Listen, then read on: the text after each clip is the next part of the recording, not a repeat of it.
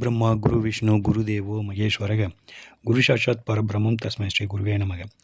ஓம் ஸ்ரீ ராஜகணபதி ஐயனே போற்றி போற்றி. ஓம் ஸ்ரீ லோபாமுத்திரை சமேத ஸ்ரீ அகத்தியரையா போற்றி போற்றி. குரு அருள் ஆஸ்ட்ரோ முத்து உங்களோடு. இன்றைய பதிவில் எண்கணித ஜோதிடம் அப்படிங்கிறதுல 3/12/21/30 ஆகிய தேதிகளில் பிறந்த அன்பர்களின் பொது பலன்களை இந்த பதிவில் காணவிருக்கின்றோம். இந்த எண்களை பொறுத்தவரை குரு பகவானின் ஆளுமையும் ஆதிக்கமும் நிறைந்த எண்களாக திகழ்கின்றது. அடுத்ததாக நவகோள்களில் இயற்கை சுபர் என்ற ஒரு உன்னதமான நிலையை பெற்றவர் குரு பகவான். அத்தகைய குரு பகவானின் ஆளுமையை பெற்ற இந்த அன்பர்கள் எதிர்காலத்தை பற்றிய சிந்தனை உடையவர்கள். அதாவது இன்றைய நிலையை பற்றி குறைவாகவும் வரும் காலங்களை பற்றின ஒரு சிந்தனை, நாம் இப்படியே இருந்துருவோமா, பொருளாதாரத்தினுடைய தேவைகள் எவ்வளோ, அதை எப்படி சேமிக்கிறது, அதனுடைய நிலைப்பாடு என்ன, எவ்வளவு காலத்துக்கு நம்ம இப்படியே இருந்துடுவோம், நம்மளுடைய குடும்பத்தின் சூழல்கள் என்ன, இப்படி இவர்களை பற்றிய சிந்தனையும் இன்றைய தேவைகளை பற்றிய சிந்தனையும் கொஞ்சம் குறைவு. ஆனால் எதிர்காலத்தை பற்றிய சிந்தனைகள், இது போன்று எதிர்காலத்தை பற்றிய சிந்தனைகளும் இவங்களுக்கு ரொம்ப அதிகமாக இவங்கக்கிட்ட இருக்குது. அடுத்ததாக குழந்தைகளை பற்றிய ஒரு சிந்தனை அதிகம் உள்ளவர்கள், குழந்தைகளின் மீது பாசம் உள்ளவர்கள், பிரியம் உள்ளவர்கள். குழந்தைங்க அப்படின்ற ஒரு சொல்லுக்கு இவங்க ஒரு தனி மரியாதை கொடுக்குறவங்க. யாரையாவது ஒரு நண்பர்களையோ அல்லது சொந்தக்காரங்களையோ பார்த்தாங்க அப்படின்னாக்கா இவங்க கேட்குற முதல் கேள்வியாக குழந்தைங்களாம் எப்படி இருக்காங்க அப்படிங்கிற வார்த்தையாக தான் இருக்கும். அதே போல் இவங்களுடைய குழந்தைகள் எதிர்காலம், அவங்க ஃப்யூச்சர்ஸ்க்கு தேவையான அத்தனை விஷயங்களையும் பார்த்து பார்த்து சேகரித்து வைப்பதில் இவங்க முதன்மையாக இருக்கிறாங்க. அவங்களுடைய தேவைகளை எல்லாத்தையும் சேர்த்து வச்சுருவாங்க. அவங்களுக்கு என்னென்ன A to Z அது எல்லாத்தையும் பார்த்து பார்த்து சேர்த்து வைக்கின்ற ஒரு அன்பர்கள் இந்த 3/12/21/30 தேதிகளை பிறந்த அன்பர்களாக இருக்கின்றார்கள். வேதத்தின் நாயகன் முழு முதற் கடவுளான விநாயக பெருமானின் வழிபாடு உடையவர்களாக இவர்கள் இருக்கின்றார்கள். அந்த விநாயக பெருமான் மீது அவ்வளோ ஒரு ஈர்ப்பு, அவ்வளோ ஒரு உண்மையான பக்தி அப்படின்ட்டு இவங்கள சொல்லணும். மற்ற தெய்வங்களையும் இவங்க வணங்குறாங்க அப்படின்னாக்கும் விநாயக பெருமானுக்கு ஒரு தனி முக்கியத்துவம் கொடுத்து அந்த விநாயக பெருமானை வழிபாடு செய்வது, ஆராதனை செய்வது, அவரின் புகழை 4 பேருக்கு எடுத்து சொல்லுவது அப்படின்றதுல இவங்க ஒரு தனித்துவமாக இருக்கின்றார்கள். இந்த அன்பர்களின் உடல் அமைப்பு அப்படின்னு பார்த்தோம் அப்படின்னாக்கா கொஞ்சம் தொப்பையோடு தான் இருக்கிறாங்க. கொஞ்சம் பருத்த உடல் அப்படின்னு சொல்லிட்டு சொல்லணும். கொஞ்சம் லைட்டாக தொப்பை வெளியில் தெரியவே செய்யும். அத்தகைய ஒரு உடல் அமைப்பு தான் இந்த அன்பர்களுக்கு காணப்படுகின்றது. வேதங்கள், சாஸ்திரங்கள் இந்த இரண்டையும் இவங்க கற்பதிலும் சரி, கற்றுக் கொடுப்பதிலும் சரி இவர்களுக்கு நிகர் இவர்கள்தான். அதிலும் இவங்க கற்றுக் கொடுக்கறதுக்கு எடுத்துக்கிற அந்த ஒரு அக்கறை, அதில் ஒரு நேர்த்தி, ஒரு ஒழுக்கம், இவங்க அந்த கற்றுக் கொடுக்கறதுக்காக போடுற ஒரு எஃபெக்ட்டு அப்படின்லாம் பார்க்குறபோது நமக்கே ஒரு பிரமிப்பாக இருக்கும். இப்படிலாம் கூட சொல்லி கொடுக்கறதுக்காக இப்படிலாம் கூட ஒரு அந்த முன்னேற்பாடுன்னு சொல்லுவாங்க இல்லைங்களா, ரொம்ப ப்ரிப்பேர் ஆவாங்க. அந்த ரொம்ப ப்ரிப்பேர் ஆகி எந்த ஒரு விஷயத்தையும் தங்கு தடை இல்லாமல் அவங்கக்கிட்ட எப்படி கொண்டு போய் கொடுத்தோம் அப்படின்னாக்கா அது அவங்களுக்கு ரொம்ப ஈஸியாக புரியும் அப்படிங்கிறதெல்லாம் பார்த்து பார்த்து செய்கிறதுல இவங்க சிறப்பாக செயல்படுகிறார்கள். அதனால் இந்த ஆசிரியர் சொல்லி கொடுப்பது அப்படிங்கிறதுல இவங்க மிகப்பெரிய வள்ளல் வல்லுனர்களாக இருக்கிறார்கள் அப்படின்னு தான் சொல்லணும்.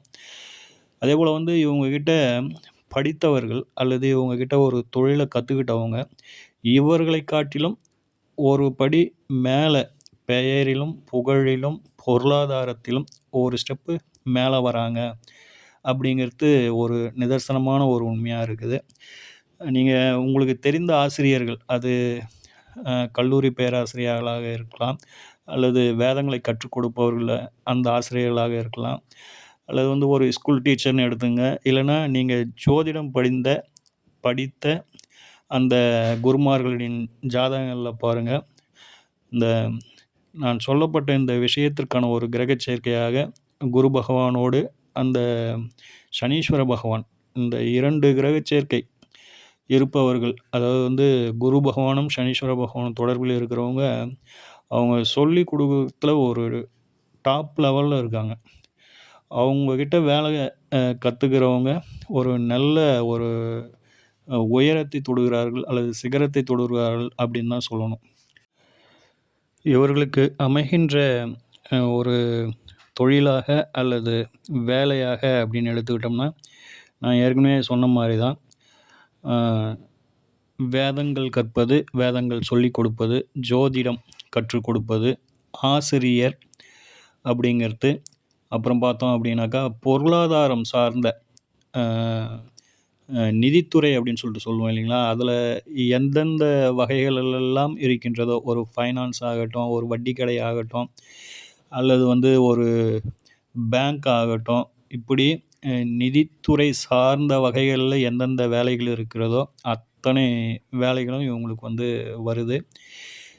கூடுதலாக வந்து நீதிபதி, மருத்துவர், மேடை பேச்சாளர்கள், ஆன்மீக சொற்பொழிவாளர்கள், மத போதகர்கள், தங்கம் அது வந்து கோல்டு, குரு பகவானுக்கு வந்து அந்த ஜுவல்ஸில் வந்து அந்த கோல்டு ஜுவல்லரி இதெல்லாம் வந்து ஓரளவுக்கு வந்து விற்பனை செய்வதில் அதெல்லாம் வந்து கொஞ்சம் சிறப்பான ஒரு அமைப்புகளாக இவங்களுக்கு வந்து அமைகின்றது.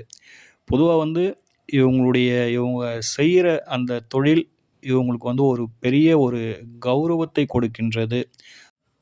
மக்களிடத்தில் ஒரு நல்ல மதிப்பையும் நல்ல ஒரு மரியாதையையும் ஏற்படுத்தி கொடுக்குது. அதாவது வந்து இவங்க செய்கிற அந்த வேலையே அவங்களுக்கு வந்து ஒரு கௌரவம், மதிப்பு, மரியாதையை வந்து தானாக கொடுத்துடுது. அது மட்டும் இல்ல, நார்மலாகவே வந்து இவங்கள பார்த்த உடனே வந்து ஒரு மதிப்பு, மரியாதையோடு தான் மற்றவர்கள் வந்து இவர்களை வந்து அணுகுகிறார்கள்.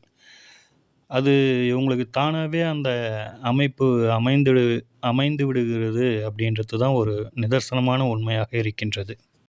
இந்த தேதிகளில் பிறந்த அன்பர்களின் உடல் உபாதைகள் அப்படின்னு எடுத்துக்கிட்டோம் அப்படின்னாக்கா, கொழுப்பு கட்டி, அடுத்ததாக வந்து கொழுப்பு சத்துக்களால் ஏற்படும் ஒரு பலவீனம், மஞ்சக்காமாலை, இது போன்ற ஒரு நோய்கள் வருவதற்கான சாத்தியக்கூறுகள் இந்த பிறந்த தேதிகளின் நண்பர்களுக்கு அதிகமாக இருக்கின்றது. இவங்கக்கிட்ட இருக்கிற ஒரு சின்ன மைனஸ் அப்படின்னு எடுத்துக்கிட்டோம் அப்படின்னாக்கா, தத்துவார்த்தங்களை அதிகமாக பேசுறது வந்து இவங்கக்கிட்ட வந்து ஒரு சின்ன மைனஸ். அதாவது வந்து நிச்சயமாக வந்து அது நல்ல விஷயந்தான். ஆனால் குழந்தைகளிடமும்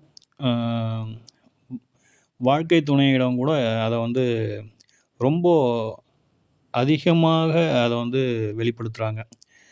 ஒரு வாழ்க்கை துணை வந்து ஒரு நல்ல ஜாலி பர்சனாக இருக்க ஆள்கிட்ட வந்து இந்த குரு பகவானின் ஆளுமை நிறைந்த அன்பர்கள் வந்து ஒரு வாழ்க்கை துணையாக அமைகிறாங்கன்னு வச்சுக்கிங்க. 2த்துக்கும் வந்து அந்த அளவுக்கு வந்து பொருந்தறதில்ல.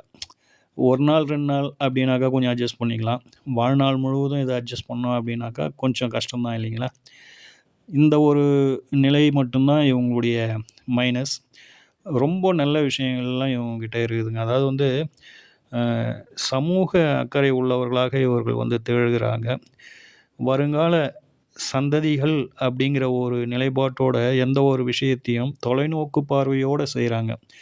நமக்கு அடுத்தது நாம் செய்கின்ற இந்த விஷயம் இன்னும் வருங்கால சந்ததிக்கும் கிடைக்கணும் அப்படிங்கிற ஒரு தொலைநோக்கு பார்வையோட பல விஷயங்களை செய்கின்ற அன்பர்களாக இந்த குரு பகவானின் ஆளுமையில் பிறந்தவர்கள் இருக்கின்றார்கள். அது வந்து ஒரு சிறப்பான நிலை.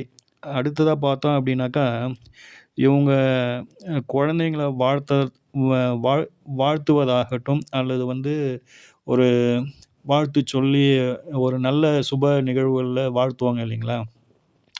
அது போன்ற நிலைகள்ல இவங்க வாழ்த்துற அந்த வாழ்த்து ஒரு அந்த வார்த்தைகள் இருக்குது பார்த்தீங்களா? அதெல்லாம் நம்ம கூர்ந்து கவனிச்சோம் அப்படின்னாக்கா, ஒரு அந்த வார்த்தைகள்ல கூட ஒரு நாகரீகம் இருக்கும். அதில கூட வந்து ஒரு நல்ல பொருள் நிறைந்த வாழ்த்துக்களாக இருக்கும்.